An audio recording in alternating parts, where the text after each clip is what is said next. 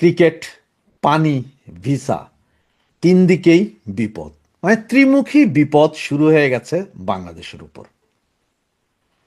এই ঘটনাগুলো আজকে বেশ কিছুদিন যাবৎ ঘটছে। আমরা হয়তো কেউ খেয়াল করেছি, কেউ খেয়াল করিনি, কিন্তু সকলেই কম বেশি জানি।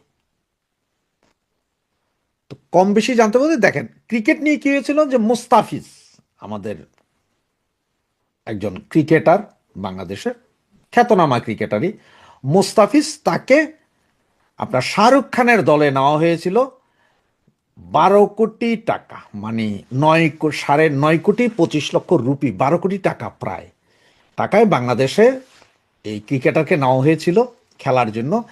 কিন্তু সেখানে ভারতীয় বাঙালিদের প্রতিরোধের মুখে শেষ পর্যন্ত তাকে সেখান থেকে বের করা হয়েছে, যে না, আমরা আর আপনাকে নিতে পারছি না, কারণ দেশের লোকজন পছন্দ করতেছে না। এইটা নিয়ে বাংলাদেশের বাঙ্গুদের চরম খেপা। তো ভাই, আপনারা এত চরম খেপান কেন? আপনারাই তো বলেন যে আধিপত্যবাদ থেকে রক্ষা পেতে হবে, বয়কট ভারত, সব কিছু। তাহলে এই মোমেন মুসলমান মুস্তাফিজ, হে ভারতের হয়ে খেলতে যাবে কেন? তার তো বাড়িঘর ভেঙে দেওয়া উচিত আপনাদের। সেইটা না করে আপনারা লেগে গেলেন কার পিছনে? ভারতের পিছনে। ভারত কেন নিবে না? ভারত নিতে হবে। আরে বাবা রে বাবা, আপনার সারাদিন বসে আমার গাইলেও দিবেন, আবার আপনারা নিব। আবার কি বলছেন যে রাজনীতি টাইনেন না? রাজনীতি না টানলে এই যে সাকিবুল হাসান, ওয়ার্ল্ডের সেরা প্লেয়ার, তো 1 নম্বর ছিল, সারা ওয়ার্ল্ডের বেস্ট প্লেয়ার হিসেবে 1 নম্বর তো বেশ কয়েক বছর ছিল, এখনো মনে হয়, নাকি এখন নাই মনে হয়, বেশ কয়েক বছর সে ছিল কানাডা। সে খালি আওয়ামী লীগের এমপি কেন হয়েছে এই জন্যই আপনার দোসর, এই জন্যই সে মার্ডারার বানাই দিলেন।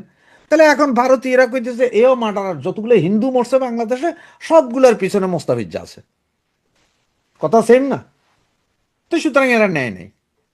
এখন এইটা নেয় নেই, এই জন্য এখন আমাদের বাংলাদেশের ক্রিকেট বোর্ড ওনারা বুঝে ফেলাইছেন যে বাবারে বাবা, এইবার যদি আমরা T20 বিশ্বকাপে খেলতে যাই, তাইলে যে দেখা যাবে এই যে ভারতে কলকাতার ইডেন গার্ডেন মাঠে একজন লোকও আমাদের ইয়ে করবে না, সমর্থন করবে না, বরঞ্চ পুরা স্টেডিয়ামে এই যে হিন্দু নিধনের এই চিত্র সচিত্র প্রতিবেদন দিবে সারা স্টেডিয়ামে, সবাই হাতে প্লেকার্ড থাকবে, তোরা জঙ্গি, তোরা জঙ্গির গোষ্ঠী। এগুলা ভাইবা চিন্তা, যেহেতু মানুষ পাবে না, খেলা মেলাও বরবাদ, কারণ দুয়োধনই দিবে, গালাগালি করবে। সুতরাং ওনারা কি করলেন, যে আমরা খেলবো না। কোথায়? ইন্ডিয়াতে আমরা খেলবো না, নিরাপত্তার অভাব। আইসিসিকে ওনারা চিঠি দিলেন যে খেলা শ্রীলঙ্কাতে ঘুরাই নেওয়া যাওয়া হোক। এখন ওনারা চিঠি দেওয়ার পরে ভাই গতকাল রাতে আইসিসি জানাইলেন যে কোনো খেলা ঘুরান যাবে না, এই মুহূর্তে 1 মাস বাকি, আপনারা চাইলেই অমুক জায়গা তমুক জায়গা যাবেন, সেটা হবে না। আগে কর নাই কেন? এবং যদি না আসেন খেলতে পয়েন্ট কাটা যাবে, জরিমানা ফরিমানা তো আরো হবে, এটা হচ্ছে অন্য কথা, জরিমানা হবে।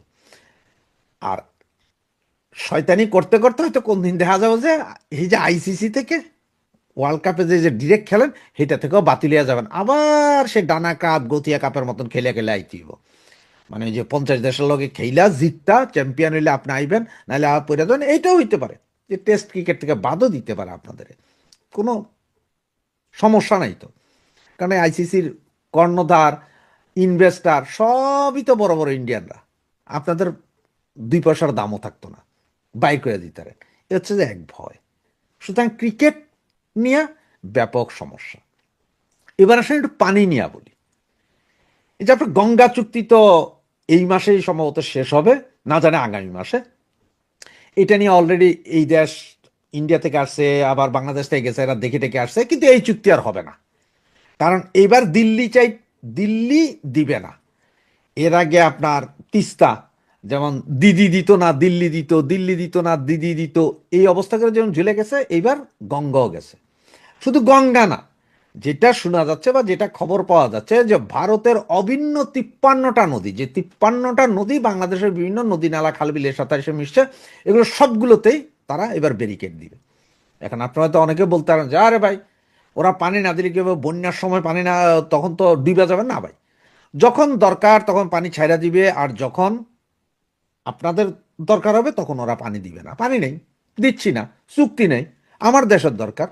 আর পানি যখন বেশি হবে, বৃষ্টির পানি বেশি হইতেছে, বাস ছেড়ে দিব ছাইগিরা, আর ওইদিকে যাইতেছে, আমার কি? আপনি এখানে বাদ দেন। ওই যে কইছিলেন না ফারাক্কা বাদ দিবেন, আর একটা তিস্তা বাদ দিবেন। সুতরাং শুকাইয়া মারবে, মানে পানি, যেটা বলা হচ্ছে যে সারা পৃথিবীতে একসময় পানি নিয়ে যুদ্ধ হবে, সেই পানি যুদ্ধ শুরু হয়ে গেল। এখন কি করবেন বঙ্গু মুসলমানেরা? 53টা নদীর পানি যদি বন্ধ করে দেয়, আপনারা হাইগা হোসার জন্য পানি পাইবেন না। এমনিও তো মুইতা তো আর টিস্যু পেপার ব্যবহার করতে পারেন না, যার কারণে একটা ফতোয়া জারি করছেন আপনারা যে পাথর দিয়া নুনু মোছেন, তো সেটা করবেন, এবার পায়খানা করে সেটা দিয়া মুছবেন, আর নাই তো নিজের লুঙ্গি দিয়া নিজে মুছবেন, কারণ এছাড়া তো আর উপায় নেই। পানি দিয়া এটা গ্যাদারিং শুরু হইতেছে মানে অলরেডি হয়ে গেছে। কোনো চুক্তি হবে না, নট এ সিঙ্গেল চুক্তি। সব চুক্তি হচ্ছে হবে, কোনো সমস্যা নেই। কারণ হচ্ছে যে এই গঙ্গা চুক্তি বা গঙ্গার পানি বন্টন, এরপরে ফারাক্কাবাদ, এগুলো নিয়ে কিন্তু একসময় কিন্তু আপনার জাতিসংঘে গেছিলেন জিয়া রহমানের আমলে, কোনো ফায়দা হয়নি, জাতিসংঘ কিছু করতে পারেনি। এইদিকে আপনাদের দুর্ভাগ্য, নির্বাচনের জন্য জাতিসংঘ সহ বিদেশি যেসব মিশনগুলোকে আসতে হয়, কেউ আসতে রাজি হয় নাই। পৃথিবীর সবচেয়ে ভালো একখান নির্বুদ্ধিতার কাম করছেন, বললেন যে কি, আসেন আপনারা নির্বাচন দেখেন, আপনাদের খানা দানা, হোটেলে থাকার পয়সা, পকেট খরচের পয়সা, প্রয়োজনে কন্যার পয়সা দেবো, তারপরে আসেন একটু বৈধতা দিয়ে যান। সেটা করতেও কেউ রাজি হয় না। এদিকে টিআইবি হারমাতগুলো কি কইছে যে না না না, এটা তো হয় না, এটা তো হয় না, এইভাবে আপনারা ভাড়াটিয়া লোক আইনে আপনারা দেখাইবেন যে নির্বাচন সুষ্ঠু হয়েছে, এটা হবে না। হ্যাঁ, পৃথিবীর সব দেশই সমালোচনা করতেছে যে এটা কি, আমরা কি ভাড়াটিয়া গুন্ডা যে তুমি আমাদের সব দিবে, আমরা যে তোমার এখানে যাব? সুতরাং ওই কেন ধরা। এবার আসেন ভিসা। অলরেডি বাংলাদেশের পাসপোর্টের উপরে পৃথিবীর বিভিন্ন দেশ ভিসা দেওয়া অলরেডি বন্ধ করে দিছে। যেখানে আগে আমরা নেপাল ভুটানে সরাসরি যাইয়া পোর্ট এন্ট্রি ভিসা পাইতাম, সেটাও এখন দেওয়া হচ্ছে, সরাসরি ব্যাক করাই দিচ্ছে আমাদেরকে। মিডল ইস্টের বিভিন্ন দেশ থেকে আমাদেরকে ব্যাক করানো হচ্ছে, ইউরোপ থেকেও ব্যাক করানো হচ্ছে। এই জায়গায় কালকে থেকে আমেরিকা আবার নির্দেশ জারি করে দিয়েছেন কি, সেইটা হচ্ছে প্রথম যেটা দিছে, সেটা হচ্ছে বাংলাদেশি যারা আমেরিকাতে থাকে তারা সব নাকি খালি সরকারি বেনিফিটের পয়সা খাইয়া থাকার চিন্তা।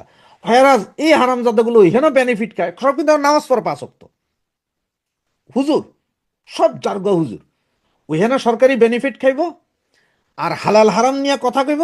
আর বাংলাদেশেও যে চোরাই কাম করে, 2 নম্বরই কাম করে, মানে সরকারের ট্যাক্সটা দিয়ে কাম করে, সেই টাকা দিয়ে বাংলাদেশের বাড়ি গাড়ি ব্যবসা বাণিজ্য করে। এই হচ্ছে যে আমেরিকার। তো এইটা ধরা খাইছে, এটা প্রকাশ করে দিছে। এরপরে এখন কইল যে $18,000 মিনিমাম, তার মানে $18,000 তো না, আরো বেশি মনে হয়, 18 লাখ টাকার সমপরিমাণ, 15 থেকে 18 লাখ টাকার সমপরিমাণ টাকা গ্যারান্টি মানি রাইখা ভিসা নিয়ে যাইবেন। সেটা আবার কেমনে যাবেন? 3টা এয়ারপোর্টে নামতে পারবেন, সুনির্দিষ্ট 3টা এয়ারপোর্ট। এই 3 এয়ারপোর্ট দিয়ে আপনি নামবেন, এই 3 এয়ারপোর্ট দিয়ে আপনাকে বেরিয়ে যেতে হবে। এমন আছে যে হয়তো ওই টাকা যেটা আপনি দিয়ে এখান থেকে ভিসা নিয়ে গেছেন, হে ওখান থেকে বলছে না তোমার ঢুকতে দিব না, তোমার বাইরে গেছো। এই টাকা পাইতে তারও 6 মাস।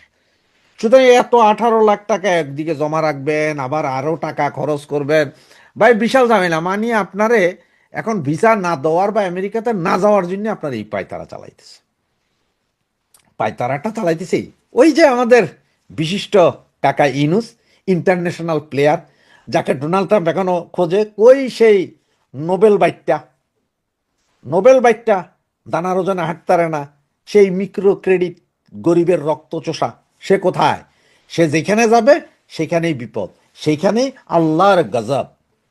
আপনারা সবাই তো কোন মুসলমান না, আপনারা সবাই তো বলতেন যে সুদ ঘুষকে আল্লাহ পছন্দ করে না, সুদীদের উপরে আল্লাহর গজব আছে। তো সুদী এখন আপনাদের মাথার উপরে বৈশা রয়েছে, এখন আপনাদের ভিসার উপরে গজব পড়ছে, পানির উপরে গজব পড়ছে, নির্বাচনের উপর গজব পড়ছে, এদিকে আবার ক্রিকেট খেলার উপরে গজব পড়বে।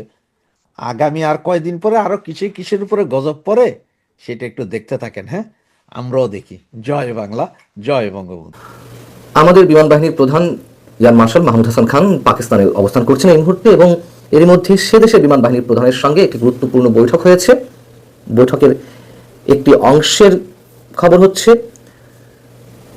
সেই দেশ থেকে, পাকিস্তান থেকে JF-17 থান্ডার যুদ্ধ বিমান বাংলাদেশ কিনতে চায় এমন একটি আলোচনা নাকি বেশ এগিয়েছে। বাংলাদেশ আশ্বাস দিয়েছে বা সম্ভাব্য ক্রয়ের কথা বলা হয়েছে।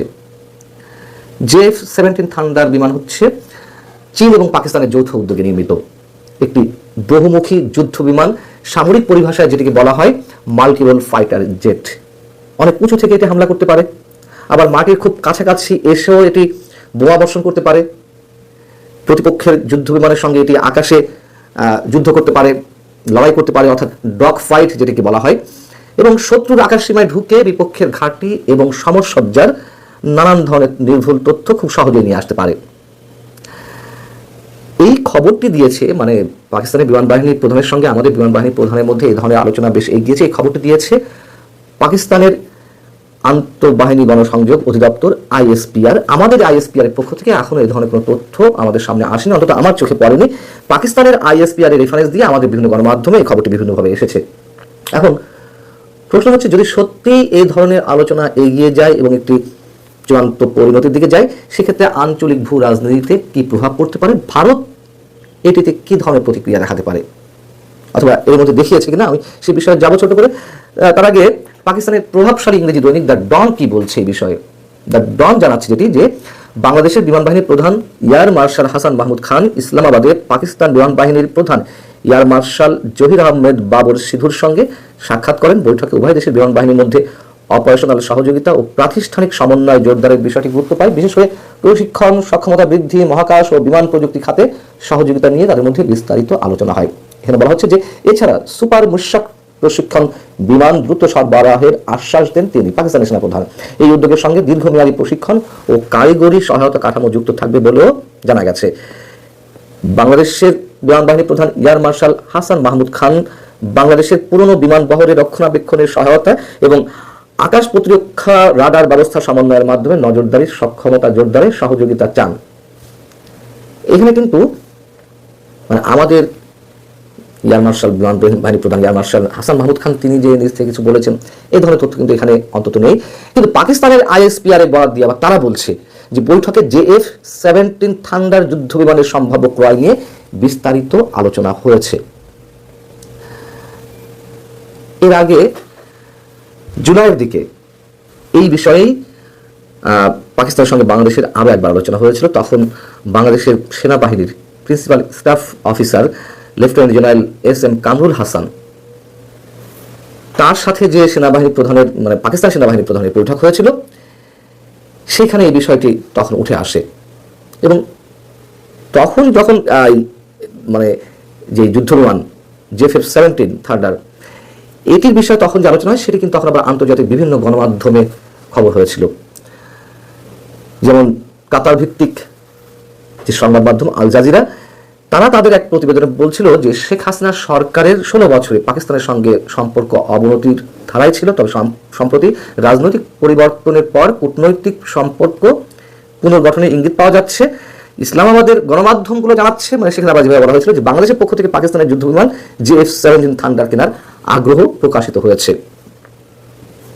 সেই খবরের এগেনস্টে আবার ডিফেন্স সিকিউরিটি এশিয়া, যারা বিভিন্ন সামরিক খবর তারা প্রকাশ করে, সেখানে মানে সেটি একটি প্রতিবেদনে আবার এমন দাবি করা হয়েছিল যে ভারত বাংলাদেশের এই যুদ্ধ বিমান কেনার সম্ভাব্য চুক্তিটিকে কেবল একটি প্রতিরক্ষা ক্রয় হিসেবে ভালো চোখে দেখছে না, যে শুধুমাত্র ভালো যুদ্ধ বিমান হিসেবে বেশ আধুনিক প্রযুক্তির, যেটাকে বলা হয় 5ম জেনারেশনের, তেমন কোনো যুদ্ধ বিমান বাংলাদেশ কিনবে, এতে কোনো আপত্তি হয়তো নেই, বা এটি যে শুধুমাত্র এর মধ্যে সীমাবদ্ধ থাকবে তা নয়। তারা অর্থাৎ ভারত এটিকে দক্ষিণ এশিয়া নিরাপত্তা কাঠামোর জন্য ঝুঁকি হিসেবে দেখছে। খুব স্বাভাবিক কথা।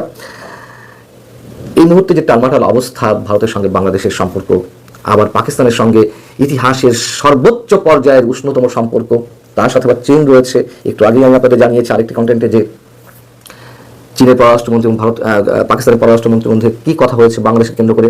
তারা ভারতের প্রভাব যে কোনোভাবে রুখতে চায়, তারা যে কোনো সিদ্ধান্ত একসাথে কার্যকর করতে চায়, এবং একটি সামরিক জোট করার কথা রয়েছে। সেখানে বাংলাদেশের অংশীদারিত্ব তারা চায়, এমন আলোচনা তারা দীর্ঘদিন ধরে চালিয়ে আসছে।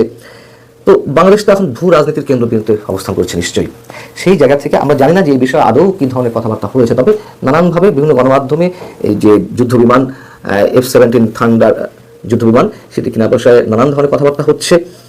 তবে এটাও সত্য কথা যে আমাদের প্রয়োজনে আমরা যদি ভালো প্রযুক্তির এবং অপেক্ষাকৃত কম দামে কোনো জিনিস পাই, অবশ্যই আমরা সেটা নিতে পারি। কিন্তু সেগুলো শুধু নিলেই তো হবে না, আঞ্চলিক ভূ রাজনীতির দিকে তাকাতে হবে, কূটনৈতিক সম্পর্কের দিকে তাকাতে হবে। ভারত শুধু বাধা দিলেই যে হবে তাও না, নিশ্চয়ই ভারতকেও সেটা আমাদের বোঝানোর সক্ষমতা অর্জন করতে হবে। সব কিছু মিলিয়ে নিশ্চয়ই অন্তত সামরিক বাহিনী কোনো হঠকারী সিদ্ধান্ত নেবে না। হঠকারী বলতে আমি বলছি কোনো ধরনের প্রস্তুতি ছাড়াই।